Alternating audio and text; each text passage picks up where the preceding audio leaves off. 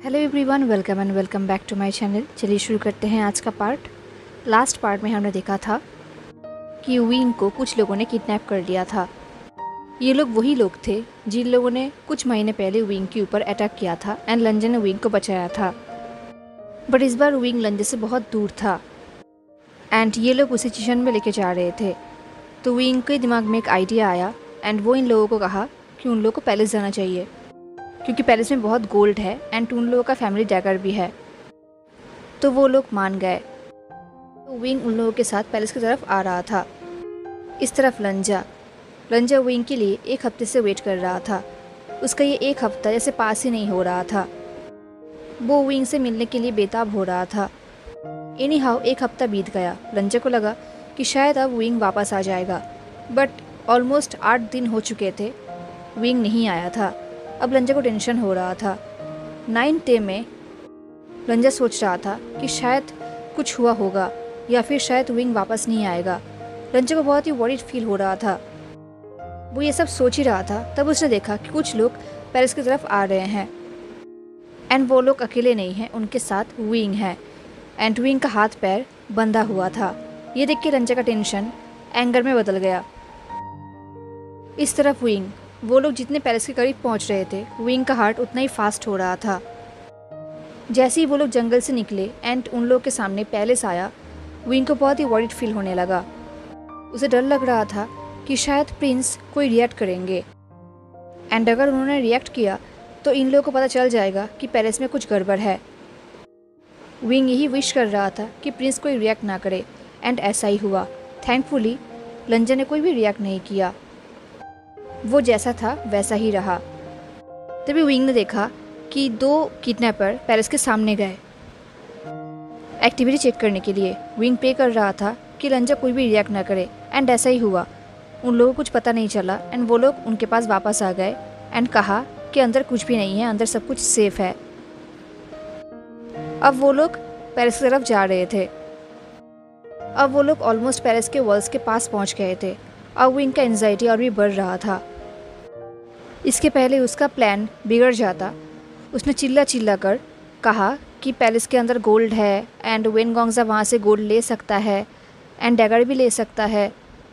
उसने ये सब इसलिए कहा ताकि उसकी ये सारी बातें प्रिंस को सुनाई दे एंड प्रिंस समझ जाए कि विंग पैलेस के अंदर उन लोगों को क्यों लेकर आ रहा है। इससे पहले विंग एंड प्रिंस दोनों को ही ऐसी सिचुएशन फेस नहीं करना पड़ा था, बट उसे पता है कि प्रिंस स्मार्ट है एंड कैपेबल भी। अब विंग का फेट लिटरली लंजा के ऊपर डिपेंड कर रहा था, उसके रिएक्शन के ऊपर डिपेंड कर रहा था। फाइनली वो लोग कोर्टयार्ड के अंदर गए। अभी तक कोई रिएक्ट नहीं किया था एंड विंग खुद भी मूव नहीं कर पा रहे थे क्योंकि विंग के नेक पे अभी तक वो डैगर पॉइंटिंग किया हुआ था। तो वो धीरे धीरे चल रहा था एंड उसके साथ साथ वेन किडनैपर्स भी चल रहे थे। उन वेन्स के साथ साथ विंग भी पैलेस को आसपास देख रहा था। वो सोच रहा था कि मूव करने का राइट टाइम कब आएगा क्योंकि वो लोग ऑलरेडी पैलेस के अंदर थे, बट प्रिंस अभी तक कोई मूव नहीं कर रहे थे। विंग सोच रहा था कि शायद प्रिंस चाहते हैं कि मैं उन्हें सेकेंड कोर्टयार्ड के पास लेकर जाऊं क्योंकि सेकेंड कोर्टयार्ड के वाइन्स और भी स्ट्रॉन्ग हैं। विंग ऑलरेडी उन लोगों को गेट से बहुत दूर लेकर आया था। अब वो लोग कोर्टयार्ड के बिल्कुल बीचों बीच थे। वो लोग और भी डीप जाने लगे। तभी एक मैन ने कहा, अगर तुम्हारे पास बहुत गोल्ड है देन तुम ऐसे डम प्लेस में क्यों रहते हो। ये सुन के विंग फ्रॉन्ट हो गया। वो सोच रहा था ऑफ कोर्स ये पैलेस टाइम के साथ साथ थोड़ा सा ख़राब हो चुका है, बट ये डम प्लेस नहीं है। इसकी हिम्मत कैसी हुई कि वो उसके घर को डम बोले। इससे पहले वो कुछ कह पाता या फिर प्रोटेस्ट कर पाता, एक मैन ने चिल्ला कर उठा। ये आवाज़ सुनते ही विंग के साथ साथ बाकी लोगों ने भी उसकी तरफ टर्न किया। उन लोगों ने देखा कि वो मैन फ्लोर पे गिरा हुआ है एंड उसके पैर में एक छोटा सा वाइन रैप्ट हो गया है। अब विंग को अंदर ही अंदर हंसी आ रही थी। उसे पता है कि ये काम लंजा का है, बट वो हंस नहीं पा रहा था। तभी एक मैन ने कहा, क्या तुम्हें ठीक से चलना नहीं आता। तभी उस गिरे हुए मैन ने फ्रस्ट्रेटेडली कहा, जैसे कि ये मेरा फॉल्ट है। ये स्टूपिड वाइन्स हर जगह पर है। ये प्लेस कितना मेस्ड है। ये सुन के बाकी लोगों ने कुछ भी नहीं कहा। सब लोग आगे जाने लगे एंड वो इंसान अपने पैर से उस वाइन को छुड़ाने की कोशिश करने लगा। अब वो लोग ऑलरेडी फर्स्ट डोर के पास आ गए थे। वो लोग ऑलरेडी गेट से बहुत दूर आ गए थे। अभी उन लोगों के लिए जल्दी से भागना पॉसिबल नहीं था। विंग को समझ में नहीं आ रहा था कि अब उसे क्या करना चाहिए। तभी एक मैन ने उस गिरे हुए मैन को कहा, तुम्हें इतना टाइम क्यों लग रहा है, जल्दी से उठो। तभी उस मैन ने चिल्लाकर कहा, मैं कोशिश कर रहा हूँ, बट इस भाई ने मेरे पैर को टाइटली रैप कर लिया है, मैं इसे खोल नहीं पा रहा। तभी वेन गोंगजा ने कहा, वेन जूलियो। ये सुन के विंग ने उस सीरियस मैन की तरफ देखा। इसका मतलब उसका नाम वेन जूलियो है। वेन गोंगजा ने कहा, तुम उसे हेल्प करोगे भी या नहीं। वेन जूलियो ने कुछ कहा नहीं, बट वो इस गिरे हुए मैन के पास चला गया उसे हेल्प करने के लिए। विंग ने देखा कि वेन जूलियो ने अपना तलवार निकाला उस भाई को काटने के लिए। इससे पहले वेन जूलियो उस भाई को काट पाता, बहुत सारे वाइन्स ने उसके पैर को भी पकड़ लिया एंड उसे भी फ्लोर पे गिरा दिया। एंड तभी विंग को फील हुआ कि उसके नेक के पास वेन गोंगजा ने जो डैगर पॉइंटिंग करके रखा था वो उन्होंने हटा लिया है। ये महसूस होते ही विंग ने उसकी तरफ देखा तो उसने लगा कि वेन गोंगजा बिल्कुल शॉक्ड हैं। तो विंग इमीडिएटली उनसे दूर चला गया, हालांकि उसके हाथ अभी तक बंधे हुए थे। विंग ने देखा कि लंजा ने वेन गोंगजा के हाथ को रैप कर लिया है, उसी हाथ को जिस हाथ में डैगर था। ये देख के विंग ने लंजा की तरफ नोट किया एज अ थैंक यू। विंग ने देखा कि वेन गोंगजा बहुत ही शॉक्ड है। उनके फेस में सरप्राइज एंड हॉरर दोनों ही था। कोई भी किडनैपर समझ नहीं पा रहा था कि उन्हें क्या रिएक्ट करना चाहिए, क्योंकि वो लोग जो देख रहे थे वो इम्पॉसिबल था। तभी फर्स्ट डोर के अंदर से एक वाइन बाहर आया जिसके ऊपर एक नाइफ था। उस वाइन ने उस नाइफ को दूसरे वाइन की तरफ टॉस किया एंड वो वाइन विंग के पास था। तो वो वाइन उस नाइफ से विंग के हाथ के रस्सी को काटने लगा। ये देख के वेन गोंगजा ने चिल्लाकर कहा, उसे पकड़ो। ये सुन के बाकी लोग विंग की तरफ दौड़ के आने लगे। इस तरफ प्रिंस भी अपने वाइन से विंग के हाथ की रस्सी को काट रहा था। विंग को समझ में नहीं आ रहा था कि वो अब क्या करेगा। जब वो ये सोच रहा था तब तक वो दोनों मैन विंग के ऑलरेडी पास आ चुके थे। तो विंग ने अपने आप को टोस्ट किया एंड वो दोनों मैन फ्लोर पे गिर गए। ये देख के वेन गोंगजा ने कहा, तुम दोनों इडियट्स हो।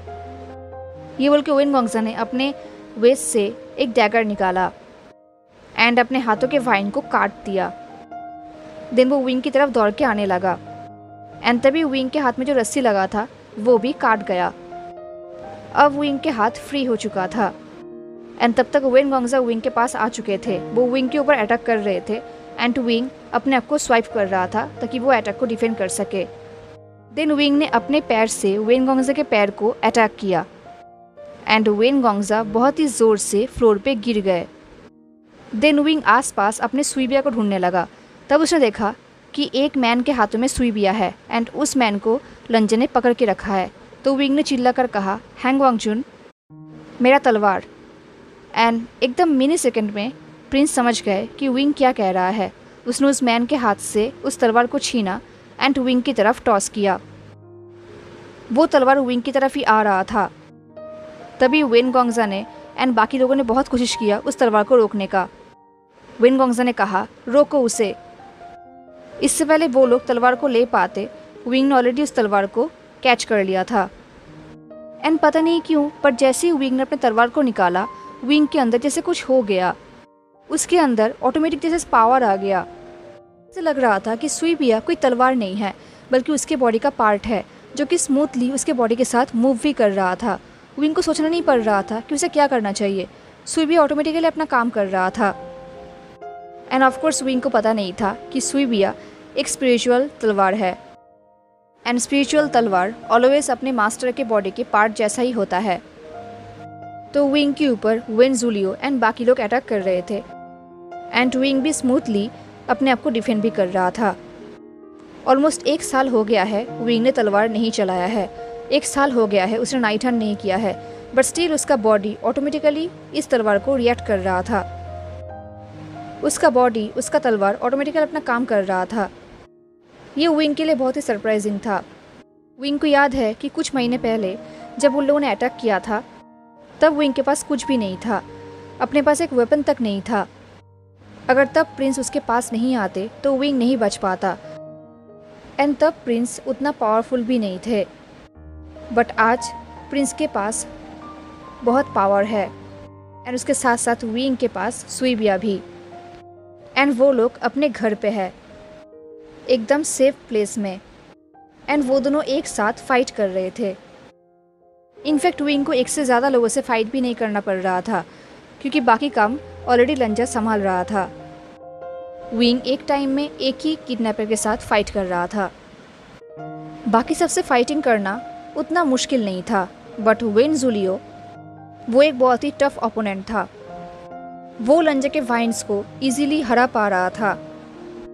वो स्मूथली लंजा के वाइन्स को काट रहा था। वो लंजा के वाइन्स को काटते हुए विंग के पास ही आ रहा था। लंजा बहुत कोशिश कर रहा था ताकि वो उसे रोक पाए। वो बहुत कोशिश कर रहा था ताकि वो इंसान विंग के पास ना आ पाए। बट लंजा एक ट्री है, हालांकि उसके अंदर बहुत पावर है, बट एक तलवार उसे आसानी से काट सकता है। स्पेशली वो लोग अभी फर्स्ट कोर्टियार्ड में है, एंड फर्स्ट कोर्टियार्ड में लंजा का वाइन्स बाकी कोर्टियार्ड के वाइन्स की तरह उतना स्ट्रॉन्ग नहीं है। फाइनली वेन जुलियो विंग के पास आ ही गया। अब विंग उसके साथ फाइटिंग कर रहा था। अभी विंग का बॉडी बहुत ही वीक था, क्योंकि वो कल से ना तो ठीक से खाया है और ना ही वो सो पाया है। वो लास्ट टाइम सीजे के पास खाया था एंड देन टाउन पे, उसके बाद वो कुछ भी नहीं खाया था, तो उसका बॉडी बहुत ही वीक है। उसके बॉडी के अंदर उतना भी एनर्जी नहीं है। जब वेन जुलियो विंग से फाइटिंग कर रहा था तब बाकी लोग भी विंग के पास आने की कोशिश कर रहे थे। तो लंजा ने बाकी कोर्टियार्ड से अपने वाइन्स को बाहर निकाला एंड वो उन लोगों के साथ फाइट करने लगा। तभी एक मैन ने विंग की तरफ एक डैगर थ्रो किया। वो डैगर विंग को लगने ही वाला था, बट टाइमली विंग ने अपने को ट्विस्ट किया एंड वो डैगर विंग के आर्म के पास से निकल गया। निकलने से पहले उस डैगर ने विंग के आर्म को इंज्योर भी किया। इससे पहले वो डैगर और कुछ कर पाता, सुइबिया ने उस डैगर को रोक लिया था। उन लोगों के बीच में कंटिन्यू फाइटिंग होता रहा। विंग को फील हो रहा था कि अभी ये फाइटिंग और भी ज़्यादा डीप हो रहा है। इससे पहले विंग को सोच पाता, एक मैन ने चिल्ला कर उठा। विंग ने उस मैन की तरफ देखा तो उसके सिर पे एक पत्थर गिरा था, एंड वो पत्थर ऑटोमेटिकली नहीं गिरा था, बल्कि उस पत्थर को लंजा ने फेंका था। विंग ने देखा कि बहुत सारे वाइन्स एक साथ हो गए हैं, एंड वो सारे वाइन्स एक एक करके पत्थर उठा रहे थे एंड उनके ऊपर फेंक रहे थे। विंग को याद आया कि जब वो लोग स्नोबॉल फाइट खेल रहे थे तब विंग ने ही लंजा को सिखाया था कि स्नोबॉल फाइट कैसे खेलते हैं, एंड लंजा बिल्कुल वही प्रोसेस यहाँ पर यूज़ कर रहा था। वो स्नोबॉल की तरह ही पत्थर उठा रहा था एंड उनके ऊपर फेंक रहा था। विंग देख रहा था कि कैसे बहुत सारे वाइन्स वहाँ पर आ गए हैं एंड वो लोग पत्थर उठा रहे थे एंड उनके ऊपर फेंक रहे थे। वो पत्थर या तो कोई बेंचेस के टुकड़े थे, या फिर कोई फाउंटेन्स के टुकड़े, या फिर ऐसी फ्लोर पे पड़े हुए पत्थर। लंजा कंटिन्यू उनके ऊपर पत्थर फेंके जा रहा था। वो पत्थर किसी के सिर पे लग रहा था, किसी के चेस्ट पे, किसी के बैक पे, किसी के शोल्डर पे, या फिर किसी के नीस पे, या फिर थाई पे, एंड वो सब लोग फटाफट ग्राउंड पे गिर भी रहे थे। जैसे ही पत्थरबाजी ख़त्म हुआ, कुछ टाइम के लिए फाइट रुक गया था, एंड देन फिर से फाइटिंग शुरू हुआ। फिर से वेन जुलियो विंग के पास आ गया। वेन जुलियो ने विंग के ऊपर एक बहुत ही हार्श अटैक किया, बट विंग भी एक बहुत ही स्मार्ट कल्टिवेटर है। उसने इमीडिएटली उस अटैक को डिफेंड भी किया। इस तरफ विंग एंड वेन जुलियो का फाइटिंग चल रहा था, उस तरफ लंजा एंड बाकी लोगों का फाइटिंग चल रहा था। वेन जुलियो बहुत ही पावरफुल है, विंग ने इतना इमेजिन नहीं किया था, एंड सच में वेन जुलियो विंग के ऊपर भारी पड़ रहा था। अगर विंग के अंदर इनफ एनर्जी होता तो शायद उसका हालत ऐसा ना होता, बट विंग सच में बहुत ही टायर्ड था, and when Julio continue wing के ऊपर बार किए जा रहा था। वेन जुलियो विंग के ऊपर अटैक करते हुए उसकी तरफ आ रहा था, एंड विंग पीछे की तरफ जा रहा था। अब पीछे आते आते प्लेस ख़त्म हो गया। अब विंग पीछे नहीं जा सकता, क्योंकि विंग के पीछे बिल्डिंग्स के वॉल्स थे, तो विंग बिल्कुल पिंड हो चुका था।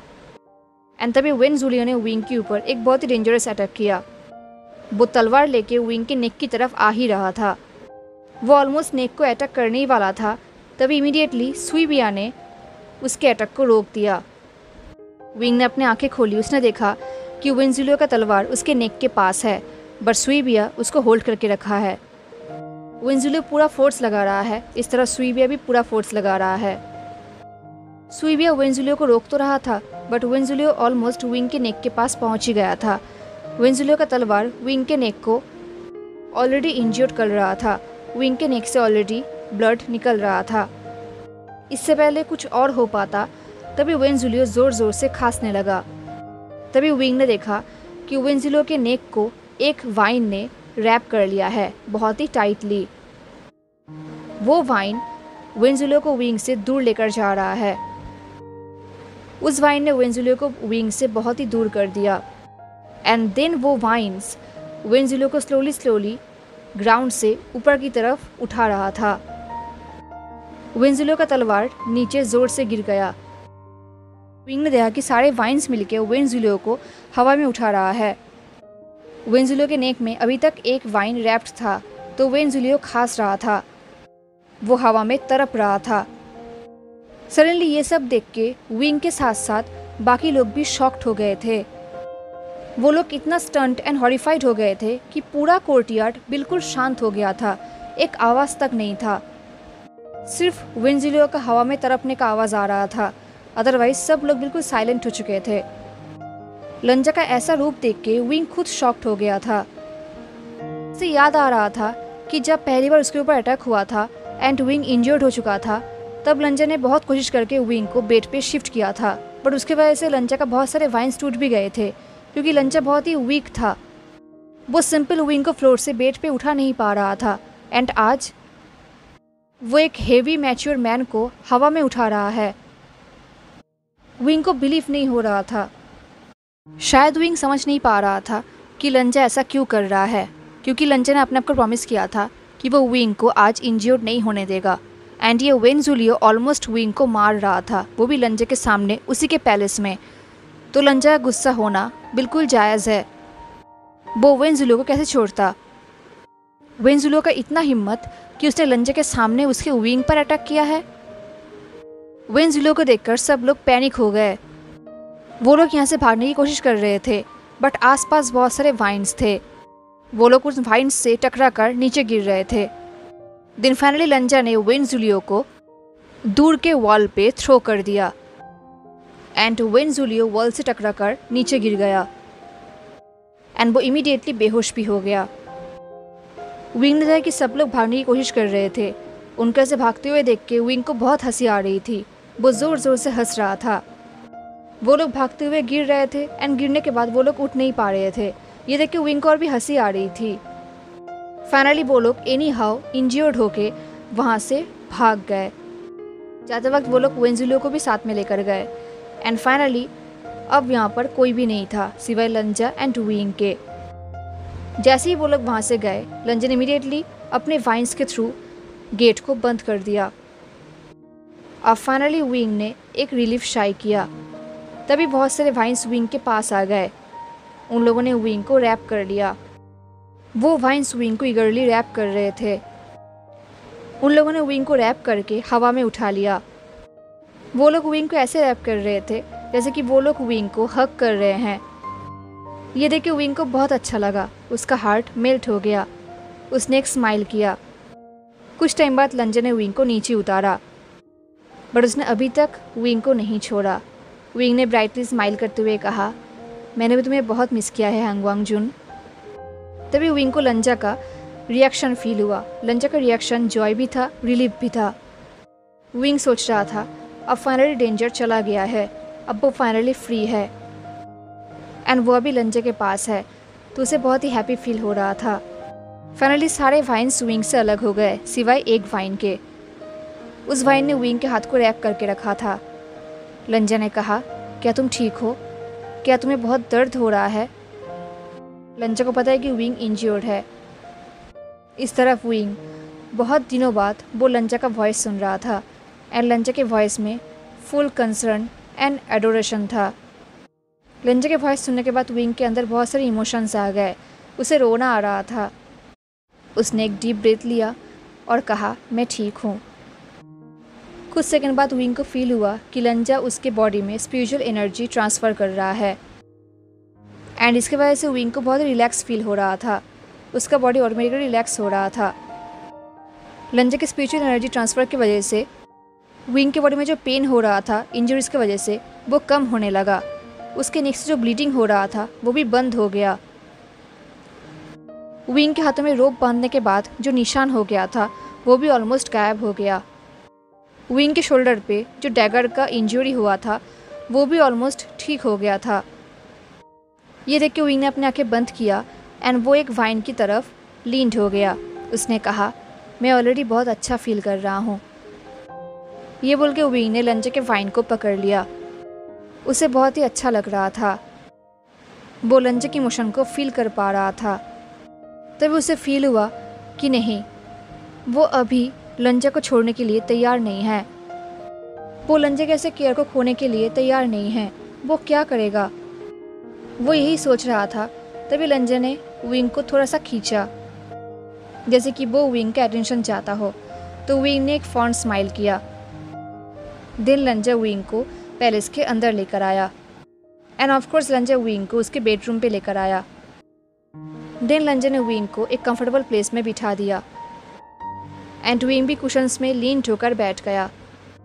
एंड लंजा कंटिन्यू विंग के बॉडी में स्पिरिचुअल एनर्जी ट्रांसफ़र करता रहा। कुछ टाइम बाद लंजा ने पूछा, क्या तुम्हें भूख लगी है? ये सुन के विंग सोच रहा था कि जब से वो किडनैप हुआ है तब से उन लोगों ने उसे कुछ खाना नहीं दिया है। उसने लास्ट टाइम टाउन पे खाना खाया था, उसके बाद वो कुछ भी नहीं खा पाया है। इससे पहले वो कुछ बोल पाता, लंजा ने कहा, जस्ट रिलैक्स करो, मैं देखता हूँ। ये सुन के विंग ने स्माइल किया एंड नोट किया। विंग को पता है कि उसका फीलिंग्स क्या है, बट अब विंग कम्प्लीटली श्योर था कि वो सच में लंजा से बहुत प्यार करता है। अब वो इस चीज़ को डिनाई नहीं कर सकता। देन कुछ घंटों के लिए लंजा ने विंग का बहुत केयर किया। लंजा का केयर देख के विंग का हार्ट मेल्ट हो गया। लंजा ने विंग के लिए सिंपल मील बनाया जो कि था राइस एंड स्टीम्ड वेजिटेबल्स। मील के बाद लंजा ने विंग को बेड पे लेटा दिया। विंग ने भी लंजा की बात सुनी एंड वो भी कंफर्टेबली लेट गया। देन लंजा ने इंसिस्ट किया ताकि वो विंग के लिए गुचिन प्ले करे तो विंग को अच्छा लगेगा। तो विंग ने भी नोट किया। लंजा विंग के लिए गुचिन प्ले कर रहा था एंड विंग लंजा के सॉन्ग सुन के जैसे मेल्ट ही हो गया एंड वो लंजा के सॉन्ग सुनते हुए गहरी नींद में सो भी गया। नेक्स्ट टाइम जब उसका नींद खुला तब रूम पे सन का गोल्डन लाइट आ रहा था। इसका मतलब सनसेट होने वाला है। फाइनली विंग नींद से उठा। उसे फील हुआ कि वो कुछ घंटे के लिए गहरी नींद में सो गया था एंड उठने के बाद ही विंग को बहुत ही अच्छा फील हो रहा था। उसे लग रहा था कि जैसे उसने कुछ घंटे पहले कोई फाइट किया ही ना हो, जैसे कि ये फाइटिंग कुछ दिन पहले हुआ था। उसे बहुत ही फ्रेश एंड एनर्जेटिक फील हो रहा था। बट एनीवेज, अब विंग सच से भाग नहीं सकता, उसे ट्रूथ को फेस करना ही होगा। उसके मन में कुछ टाइम से कन्फ्यूजन था। उसे समझ में नहीं आ रहा था कि वो प्रिंस को फ्री करेगा भी या नहीं, उसे क्या करना चाहिए। उसने इस बारे में सीजीए के साथ डिस्कस भी किया है एंड उसे लगा था कि अभी भी होप है एंड शायद वो प्रिंस के साथ ऐसे ही रह सकता है, वो लंजा के साथ हमेशा ऐसे ही हैप्पी रह सकता है। बट आज जो हुआ उसके बाद विंग के लिए एक क्लियर डिसीजन बन चुका था। हाँ, आज वो किसी तरीके से बच गया है, बट क्या होता अगर वो नहीं बच पाता तो? क्या होता अगर वो लोग उसे किडनैप करने के बजाय उसे मार देते तो? क्या होता अगर प्रिंस के पास आने से पहले ही उसका डेथ हो जाता तो? प्रिंस को पता भी नहीं चलता कि विंग के साथ हुआ क्या है एंड उसके बाद जो होता वो विंग सोचना भी नहीं चाहता। उसके बाद प्रिंस हमेशा के लिए अकेले पड़ जाते, हमेशा के लिए ऐसे ट्रैप रह जाते। उन्हें फ्री करने के लिए कोई भी नहीं होता एंड शायद इन फ्यूचर भी विंग के साथ ये सब हो सकता है। आज वो लोग भाग गए हैं, पर इसका मतलब ये नहीं कि वो लोग फिर से उसके ऊपर अटैक नहीं करेंगे। शायद इसके बाद वो लोग और भी लोग लेकर आएंगे उसके ऊपर अटैक करने के लिए। एंड अब तो वो लोग विंग का घर भी पहचानता है, तो वो लोग सीधा यहाँ पर ही आएंगे। एंड विंग नहीं चाहता कि नेक्स्ट टाइम जब वो लोग यहाँ पर आएंगे तब इस पैलेस में बो एंड प्रिंस दोनों में से कोई भी रहे। ये सोचते हुए वो उठकर बैठा। उसने अपने हाथ पैर को स्ट्रेच किया एंड देन फाइनली वो उठकर खड़ा हुआ। उसे पता है कि उसे अभी क्या करना चाहिए। ये सोचते हुए वो अपने रूम से बाहर निकला। वो सीधा सेकंड कोर्टयार्ड की तरफ जाने लगा। वो अभी सेकंड कोर्टयार्ड के सामने लार्ज हॉल में था। वो वहाँ से जा ही रहा था तभी प्रिंस के एक वाइन ने विंग के हाथ को रैप कर लिया। प्रिंस ने कहा, विंग। प्रिंस के वॉइस में एक अर्जेंसी था, एक ब्रेथलेसनेस था। वो सरप्राइज थे। इनफैक्ट प्रिंस के वॉइस सुन के विंग भी सरप्राइज था। प्रिंस ने कहा, तुम ये क्या कर रहे हो? विंग ने एक डीप ब्रेथ लिया एंड वो चलते चलते अपने कपड़ों को खोलने लगा, क्योंकि वो जानता है कि थर्ड डोर के अंदर जाने के बाद क्या होने वाला है। उसे प्रिंस को एनर्जी देना होगा, तो कपड़े खोल के जाना ही बेहतर होगा। ये सोचते हुए उसने कपड़े खोलते हुए कहा, मैंने बहुत सोच समझ के अपना डिसीजन बना लिया है। ये बोलते हुए वो आगे बढ़ने लगा। अब वो ऑलरेडी सेकंड कोर्टयार्ड क्रॉस कर चुका था। विंग ने कहा, मैं थर्ड डोर ओपन करने जा रहा हूँ। ये सुन के लंजा कुछ टाइम तक बिल्कुल साइलेंट था। लंजा ने डिटेलली कहा, क्या तुम श्योर हो? ये सुन के विंग को बहुत ही पेन फील हो रहा था। ऑफ कोर्स वो ये नहीं चाहता, बट उसके पास और कोई ऑप्शन नहीं है। यही सोचते हुए वो ऑलरेडी थर्ड डोर के सामने पहुंच गया। वो थर्ड डोर के ऊपर से वाइन्स को हटाने लगा ताकि वो डोर को ओपन कर सके। विंग ने कहा, तुमने ऑलरेडी इसके लिए बहुत वेट किया है एंड मैं नहीं चाहता कि तुम इसके लिए और वेट करो। तुम्हें फ्री होने के लिए और वेट करना पड़े। ये बोलने के बाद वो सोच रहा था कि वो प्रिंस को खोना नहीं चाहता एंड वो इस बात को डिनाई नहीं करता, बट प्रिंस ने उसके लिए बहुत कुछ किया है एंड विंग नहीं चाहता कि लंजा उसके वजह से फिर से ट्रैप्ड होकर रहे। लंजा उसके वजह से अपने प्यार के पास ना जा सके। विंग ऐसा नहीं चाहता। विंग को पता है कि लाइफ का कोई भरोसा नहीं है। इससे पहले उसका डेथ हो जाए उसे लंजा को फ्री करना ही होगा। इससे पहले विंग डोर को ओपन कर पाता, लंजा ने कहा, विंग। ये बोलकर उसने विंग के दूसरे हाथों को भी रैप कर लिया, जैसे कि वो प्रोटेस्ट करना चाहता हो, जैसे कि वो कुछ बोलना चाहता हो ताकि विंग रुक जाए। विंग ने लंजा के वाइन को स्क्वीज़ किया और कहा, लंजा, मैं श्योर हूँ। लंजा कुछ टाइम के लिए साइलेंट था। कुछ टाइम बाद उसने कहा, क्या तुम रेडी हो? विंग को लंजा के वॉइस में डाउट साफ दिख रहा था, बट फिर भी विंग अपने आप को नहीं रोक सकता। उसे ये करना ही होगा। ये सोचते हुए उसने अपने बाकी कपड़ों को भी खोल दिया। उसे याद है कि जब वो सेकेंड डोर के अंदर आया था तब प्रिंस का उसे टच करना कितना अर्जेंट हो गया था। अगर सेकेंड डोर में ही ऐसा था तो थर्ड डोर में कैसा होगा? इसलिए प्रिपेयर होकर जाना ही बेहतर होगा। तो विंग ने एक फेक स्माइल किया एंड नोट किया और कहा, मैं रेडी हूँ, आई प्रॉमिस। फिर से लंजा कुछ टाइम के लिए चुप था। विंग लंजा का रिएक्शन समझ पा रहा था। लंजा का रिएक्शन डिसएग्रीमेंट था, बट फिर भी उसने कहा, ठीक है, देन मैं भी रेडी हूँ। ये सुनकर विंग ने एक शाई किया एंड वो सोच रहा था, ये सब अच्छे के लिए ही है। विंग को रियलिटी फेस करना ही होगा एंड विंग को प्रिंस के लिए इतना करना ही होगा। वो प्रिंस के लिए सिर्फ इतना ही कर सकता है एंड उसे ये करना ही होगा एंड ये उसके लिए एंड प्रिंस के लिए, दोनों के लिए ही बेहतर होगा। ये सोचते हुए उसने अपने बूट्स निकाला एंड फाइनली एक डीप ब्रीथ लिया। अब उसके सामने एक ही रास्ता है जिस पर विंग को जाना ही होगा, उन दोनों के लिए। यही सोचते हुए उसने डोर को पुश किया एंड वो फाइनली डोर के अंदर गया। हेलो एवरीवन, तो कैसा लगा आपको आज का पार्ट? आई नो आप लोग यही कहोगे कि आपने यहाँ पर आकर ही क्यों रोक दिया, आप थोड़ा सा और शेयर कर सकते थे। तो गाइस, मैं चाहती थी कि आप थर्ड डोर बिल्कुल एक ही दिन में सुनो, इससे आपको ही अच्छा लगेगा, आप और भी एंजॉय कर पाओगे। अदरवाइज़ अगर मैंने हाफ एक्सप्लेन किया देन आपको उतना मज़ा नहीं आएगा। इसलिए थर्ड डोर हम नेक्स्ट पार्ट में सुनेंगे, ठीक है? तब तक थोड़ा और वेट करो एंड आई होप आपको ये पार्ट अच्छा लगा है। मिलते हैं नेक्स्ट पार्ट में, तब तक के लिए take care, stay safe, bye.